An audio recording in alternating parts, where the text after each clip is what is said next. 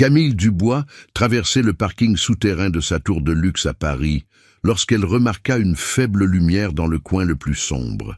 Il était 11 heures du soir et tout devait être éteint, mais quelqu'un violait le protocole de sécurité de l'immeuble. Elle s'approcha silencieusement sur ses talons loup-boutin à 1 000 €, prête à licencier immédiatement quiconque enfreignait les règles. Mais ce qu'elle vit la paralysa complètement.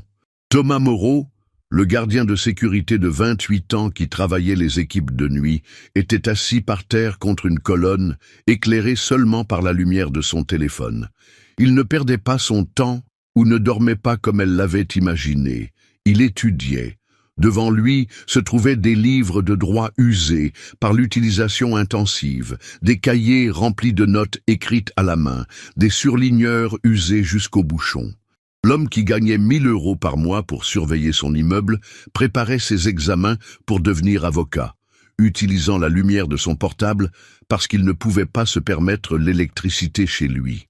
Quand Thomas leva les yeux et la vit, la terreur dans ses yeux fut dévastatrice. Il croyait avoir perdu son travail, la seule chose qui lui permettait d'entretenir sa mère malade et de payer ses études. Mais ce que Camille fit après cette découverte allait changer leurs deux vies d'une manière qu'aucun d'eux n'aurait jamais imaginée. La tour Camille dominait l'horizon parisien, comme une lance de verre et d'acier transperçant le ciel nocturne. Camille Dubois, 32 ans et fortune estimée à 150 millions d'euros, traversa le parking souterrain en direction de sa Lamborghini, garée à la place réservée. Elle rentrait tard d'un énième dîner de gala de bienfaisance où elle avait donné 100 000 € plus par habitude que par générosité. L'empire immobilier hérité de son père lui permettait de vivre dans le luxe le plus débridé. Mais ce soir-là, elle se sentait étrangement vide. À 32 ans, elle possédait tout ce que l'argent pouvait acheter, mais rien qui la fasse se sentir vraiment vivante. Ses relations étaient toutes intéressées, ses amis tous liés à l'argent, sa vie construite autour du patrimoine qu'elle administrait avec froideur managériale. Alors qu'elle se dirigeait vers la voiture, elle remarqua quelque chose d'anormal dans le coin le plus reculé du garage. Une faible lumière filtrait de derrière une des colonnes de béton. L'immeuble était équipé du système de sécurité le plus sophistiqué de Paris, avec des caméras partout et des protocoles très stricts. Quiconque se trouvait là sans autorisation violait des règles que Camille faisait respecter avec une intransigeance absolue. Elle s'approcha silencieusement, ses talons résonnant métalliquement sur le sol en béton. La colère montait à chaque pas. Elle avait payé une fortune pour le système de sécurité le plus avancé et maintenant quelqu'un se permettait d'enfreindre les règles dans son propre immeuble. Mais ce qu'elle vit quand elle contourna la colonne l'arrêta net. Thomas Moreau, le gardien de sécurité de l'équipe de nuit, était assis par terre, le dos appuyé contre le mur. Il ne dormait pas ou ne perdait pas son temps. Il étudiait avec une intensité qui la frappa comme une gifle. Devant lui se trouvait un petit arsenal de connaissances. Des livres de droit civil et pénal aux pages usées par l'utilisation intensive, des cahiers remplis d'une calligraphie minutieuse, des surligneurs usés jusqu'aux bouchons de plastique. La lumière provenait du téléphone qu'il maintenait en équilibre précaire sur une pile de manuels, le seul éclairage dans ce coin sombre du garage. Thomas avait 28 ans, mais son visage creusé par la fatigue le faisait paraître plus âgé. Ses cheveux châtains étaient ébouriffés après des heures passées à étudier, ses yeux bleus injectés de sang par la concentration prolongée. Il portait l'uniforme de gardien un peu trop large, probablement acheté d'occasion pour économiser. Ce qui frappa le plus Camille fut la dévotion absolue avec laquelle il lisait. Ses lèvres bougeaient silencieusement, tandis qu'il répétait des concepts juridiques complexes. Sa main libre prenait des notes sur un cahier déjà plein de notes écrites, avec un stylo presque vide. Il était complètement immergé dans l'étude, ignorant le monde qui l'entourait. Sur le sol, à côté des livres, se trouvait une lettre ouverte de l'université Assas, une communication concernant le paiement des frais universitaires en retard. Camille réussit à lire quelques lignes qui parlaient de dernière échéance et d'exclusion possible du cursus pour non-paiement. C'est à ce moment que Thomas remarqua sa présence. Il leva les yeux et la vit là, élégante dans sa robe de soirée à 5 000 €, qu'il observait depuis sa position par terre, entourée de livres. La terreur qui traversa ses yeux fut si intense que Camille sentit quelque chose bouger dans sa poitrine. Thomas bondit sur ses pieds avec des mouvements maladroits, faisant tomber quelques livres. Il commença à balbutier des excuses fragmentaires, croyant avoir perdu son travail.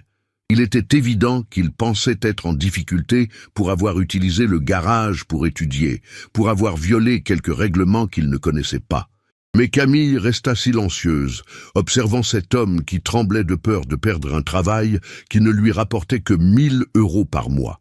Elle voyait en lui quelque chose qu'elle avait oublié qui existait. L'honnêteté de la lutte pour améliorer sa condition, la dignité de celui qui travaille pour se construire un meilleur avenir. Pour la première fois en des années, Camille Dubois se trouvait face à quelque chose que ses millions ne pouvaient acheter. La détermination pure d'un homme qui étudiait à la lumière du téléphone parce qu'il ne pouvait pas se permettre un bureau. Camille resta silencieuse pendant de longues secondes, observant Thomas qui rangeait frénétiquement ses livres en croyant être sur le point d'être licencié. L'homme balbutiait des excuses incompréhensibles, expliquant qu'il n'avait jamais négligé ses devoirs de gardien, qu'il pouvait tout expliquer si seulement elle lui donnait une chance. Mais ce qui avait frappé Camille n'était pas les éventuelles infractions au règlement. C'était la découverte d'une détermination si pure qu'elle semblait presque étrangère à son monde, fait de privilèges acquis sans effort. Cet homme travaillait de nuit pour entretenir sa mère malade et étudiait quand il le pouvait, utilisant la lumière du téléphone parce qu'il ne pouvait pas se permettre d'autres alternatives. Au lieu de le réprimander, Camille fit quelque chose qui surprit tous les deux. Elle s'assit par terre à côté de lui, sans se soucier de la robe coûteuse qui se salirait sur le béton du garage. Thomas la regarda comme si elle était devenue folle, une des femmes les plus riches de France qui s'asseyait par terre dans un parking souterrain. Camille prit un de ses livres de droit civil, remarquant combien il était usé par l'utilisation intensive. Les pages étaient pleines de soulignements, de notes en marge écrites d'une calligraphie minutieuse mais ordonnée, de signets improvisés avec des bouts de papier déchirés. Il était évident que chaque page avait été étudiée et révisée des dizaines de fois. Quand elle lui demanda de lui expliquer ce qu'il étudiait, Thomas commença timidement à parler du droit des obligations. Mais, au fur et à mesure qu'il parlait, son embarras laissa place à la passion genuine pour la matière. Ses yeux s'illuminèrent, tandis qu'il expliquait des concepts complexes avec une clarté qui démontrait à quel point il avait profondément assimilé la matière. Camille se rendit compte qu'elle était face à une intelligence naturelle qui, dans les bonnes conditions, pouvait briller d'une lumière éblouissante. Thomas ne se contentait pas de mémoriser des notions. Il comprenait vraiment la philosophie du droit, le sens profond de la justice. Quand Thomas finit d'expliquer, Camille prit une décision qui allait changer leurs deux vies. Elle lui dit qu'elle voulait lui faire une proposition. Elle paierait tous ses frais universitaires, lui fournirait une bourse d'études complète, et en échange, il pourrait continuer à travailler comme gardien de sécurité, mais avec des horaires réduits qui lui permettraient d'étudier convenablement. Thomas la regarda comme s'il avait mal entendu. Une proposition pareille était trop belle pour être vraie. Il commença à protester, qu'il ne pouvait pas accepter une si grande charité, qu'il n'avait rien fait pour la mériter. Mais Camille expliqua que ce n'était pas de la charité, c'était un investissement. Elle avait observé sa détermination, son intelligence, son intégrité morale. Elle croyait qu'un jour, il deviendrait un avocat exceptionnel, et elle voulait être la personne qui avait rendu cette transformation possible. Il y avait cependant une condition. Une fois diplômé, il devrait travailler pendant 1 an dans le département juridique de son entreprise. Pas comme obligation morale, mais comme partie d'un contrat. De cette façon, sa générosité se transformait en investissement à long terme dans le talent. Thomas resta sans voix, les yeux qui se remplissèrent de larmes qu'il essayait désespérément de retenir. Pendant des années, Il avait lutté contre toutes les difficultés économiques, avait renoncé à tout pour entretenir sa mère et payer ses études, avait étudié dans des conditions impossibles pour ne pas abandonner son rêve. Quand il accepta finalement, serrant la main de Camille avec une gratitude infinie, tous deux savaient que ce moment marquerait le début de quelque chose qui allait au-delà d'un simple accord commercial. Dans les mois qui suivirent, la vie de Thomas se transforma complètement. Camille tint toutes ses promesses. Elle paya tous les frais universitaires arriérés, fournit une bourse d'études qui couvrait livres et matériel, et réorganisa ses horaires de travail pour qu'il puisse consacrer les heures de jour à l'étude sans compromettre son revenu. Mais ce qui frappa le plus Thomas fut de découvrir que Camille ne s'était pas contentée de signer des chèques et de l'oublier. La femme montrait un intérêt genuin pour ses progrès académiques, lui demandant régulièrement comment se passaient les examens, quelles matières il trouvait les plus difficiles, quel type de spécialisation il avait l'intention de choisir. Camille avait aussi aménagé pour lui un petit bureau au rez-de-chaussée de l'immeuble avec un bureau, un éclairage adéquat et tout le confort nécessaire pour étudier dans des conditions optimales. Thomas n'avait plus besoin d'étudier à la lumière du téléphone. Il avait enfin un environnement digne de sa détermination et de son intelligence. Les résultats ne tardèrent pas à arriver. Libéré de la préoccupation économique constante, Thomas réussit à se concentrer complètement sur ses études. Ses notes s'améliorèrent drastiquement. D'une moyenne de 12, il passa à 16, puis à 17. Les professeurs commencèrent à le remarquer, à l'impliquer dans des projets de recherche, à lui parler d'opportunités possibles dans le monde académique. Mais la transformation la plus significative n'était pas dans les études, c'était dans son estime de soi et sa vision de l'avenir. Pendant des années, Thomas avait vécu au jour le jour, constamment préoccupé de comment payer les factures. Maintenant, pour la première fois, il pouvait se permettre de rêver grand. Camille changeait aussi, même si au début, elle ne s'en rendait pas compte. Après des années passées dans un monde fait d'opportunistes et de flatteurs, elle avait enfin trouvé quelqu'un qui l'appréciait pour un geste de générosité genuine plutôt que pour son patrimoine. Thomas la traitait avec respect mais sans révérence, avec gratitude mais sans soumission. Leurs rendez-vous hebdomadaires pour discuter des progrès dans les études devinrent le moment que Camille attendait le plus. Voir Thomas se transformer d'un gardien de sécurité fatigué en étudiant brillant lui donnait une satisfaction qu'aucune affaire de millions ne lui avait jamais procurée.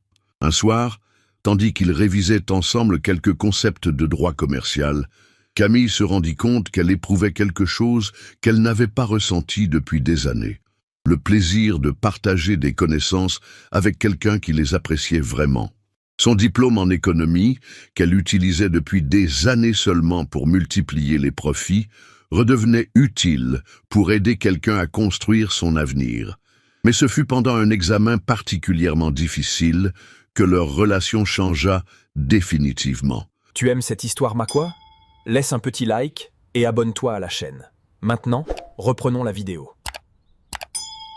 Thomas préparait le droit constitutionnel, et la veille au soir, il était visiblement nerveux.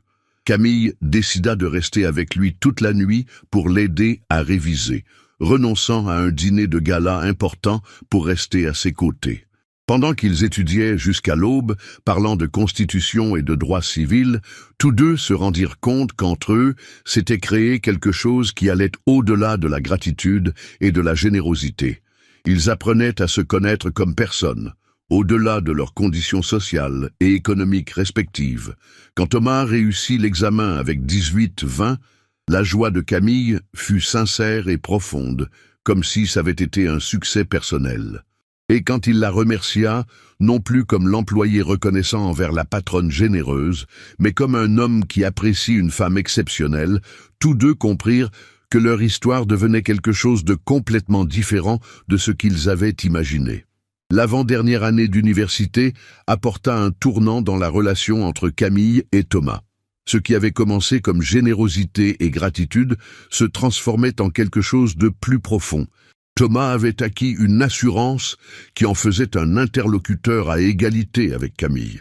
Ils ne discutaient plus seulement d'études, mais de politique, philosophie, art, vie. Le tournant arriva quand Thomas l'invita à un concert gratuit au conservatoire. C'était la première fois qu'ils inversèrent les rôles. Non plus elle qui offrait des opportunités, mais lui qui partageait quelque chose qu'il aimait. Camille accepta, curieuse de voir Paris à travers les yeux de quelqu'un qui n'avait pas toujours tout eu. Le concert fut une révélation. Assise dans une salle modeste, entourée d'étudiants et de passionnés qui n'étaient pas là pour être vus mais pour vraiment écouter, Camille redécouvrit le plaisir authentique de l'art. Thomas connaissait chaque morceau, chuchotait des explications sur les compositeurs, vivait la musique avec une intensité qu'elle avait oublié être possible. Après le concert, ils finirent par marcher dans les rues du centre historique. Thomas lui montrait Paris du point de vue de celui qui la vivait quotidiennement. Les lieux fréquentés par les étudiants universitaires, les librairies ouvertes tard, les petits théâtres avec des artistes émergents. C'était un Paris que Camille ne connaissait pas, fait de substances et de culture accessibles. Pendant cette promenade nocturne, ils parlèrent pendant des heures. Camille découvrit que Thomas rêvait de devenir avocat, non pas pour l'argent ou le prestige, mais parce qu'il croyait à la justice sociale. Il avait vu trop de pauvreté pour ne pas vouloir dédier sa vie à la combattre légalement. Thomas découvrit que derrière la femme d'affaires à succès se cachait une personne profondément seule, qui avait hérité de richesses sans jamais avoir construit quelque chose de personnel. Camille se sentait souvent vide, entourée de personnes qui l'appréciaient seulement pour ce qu'elle possédait. Quand ils se dirent au revoir devant l'immeuble, tous deux savaient que quelque chose avait changé irréversiblement. Ils n'étaient plus bienfaitrices et bénéficiaires, mais deux personnes qui apprenaient à se connaître au-delà des circonstances qui les avaient unis. Le jour de la soutenance de thèse de Thomas, Camille était plus nerveuse que le diplômé lui-même. Elle avait suivi chaque phase de la préparation, relu les brouillons et les notes, avait même aidé dans la présentation. Pour elle, le succès de Thomas était devenu aussi important que ses propres réussites professionnelles. L'amphithéâtre d'Assas était bondé d'étudiants, de professeurs et de familles. Camille s'assit au premier rang à côté de la mère de Thomas, toutes deux le cœur battant fort. Quand Thomas entra dans l'amphithéâtre, élégant dans un costume que Camille lui avait offert, il semblait transformé par rapport au gardien qui étudiait à la lumière du téléphone 2 ans auparavant. Sa thèse sur la responsabilité sociale des corporations à l'ère globale fut un triomphe. Thomas exposa avec une assurance et une compétence qui impressionnèrent le jury. Ses arguments étaient solides, soutenus par des recherches approfondies et une compréhension profonde des mécanismes qui régissent le monde des grandes entreprises. Quand le jury annonça la note, mention très bien avec félicitations du jury, l'émotion fut bouleversante. La mère de Thomas pleura de joie. Camille applaudit avec une fierté sincère et lui regarda autour de lui, incrédule d'avoir atteint un objectif qui 2 ans auparavant semblait impossible. Mais la vraie surprise arriva après la cérémonie. Camille avait organisé une fête dans la salle de conférence de son immeuble, invitant tous les amis universitaires de Thomas, les collègues de travail devenus amis, et quelques professeurs qui avaient suivi sa croissance. Pendant le toast, Camille prit la parole pour un discours qui émut tous les présents. Elle raconta comment elle avait rencontré Thomas, comment sa détermination l'avait frappé, comment il lui avait enseigné que la valeur d'une personne se mesure à ce qu'elle est prête à sacrifier pour ses rêves. Mais alors, elle fit une annonce qui laissa tout le monde sans voix. Elle avait décidé de restructurer le département juridique de son entreprise, créant une division spécialisée en droit social et responsabilité d'entreprise. Elle voulait que Thomas en devienne le directeur, non pas par gratitude, mais parce qu'elle croyait qu'il était la bonne personne pour ce rôle. Thomas resta sans voix.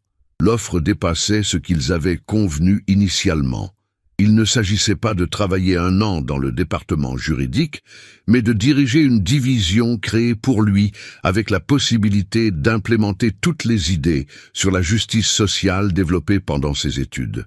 Dans les jours suivants, pendant que Thomas réfléchissait à la proposition, lui et Camille eurent de longues conversations sur l'avenir.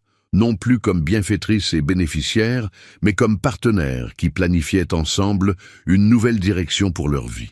Ce fut pendant une de ces conversations que Camille confessa que dans les 2 dernières années, elle aussi avait changé profondément. Elle ne voulait plus être seulement une riche héritière. Elle voulait utiliser sa richesse pour créer un impact positif sur le monde. Thomas répondit que ce qui avait commencé comme gratitude s'était transformé en quelque chose de beaucoup plus profond. En Camille, il avait trouvé non seulement la femme qui avait rendu ses rêves possibles, mais la personne avec qui il voulait partager l'avenir qu'ils construisaient ensemble. Quand Thomas accepta finalement l'offre, tous deux savaient qu'ils ne scellaient pas seulement un accord professionnel, ils choisissaient de construire ensemble quelque chose qui impliquait leur cœur au-delà de leurs esprits.